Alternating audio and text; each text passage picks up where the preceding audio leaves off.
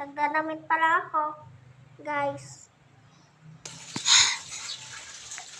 Hi, guys! Nagdadamit na nga pala kami dyan.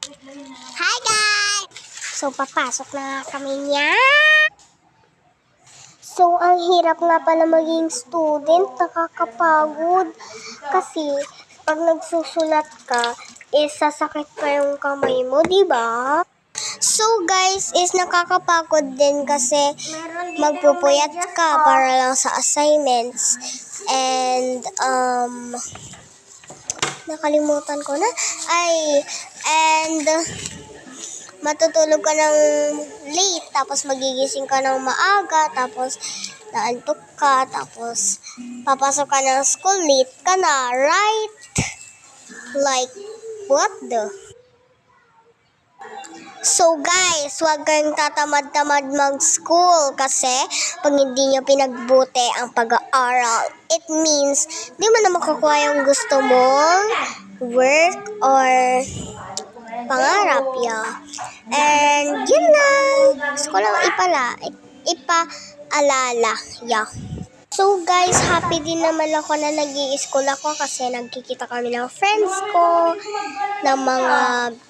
ng mga classmates ko. So, madami ka ding matututunan. Yeah. So, ayun.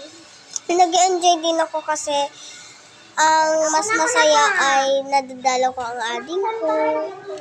Nakikita ko yung anak ng teacher ng yung anak ng teacher ng ading mo. Ang cute. Tapos, nagpo-play kayo. Yun. So, guys, be happy and be thankful kasi pag hindi, ay nako, di ka magiging, masaya sa buhay like that, yeah. So, we're so happy kasi natupad yung sabi ko kay Papa Jesus na gabayan kami sa pag-aaral. So, mag-pray lang kayo kay Lord para mabigyan kayo ng biyaya lang. Yeah, bye!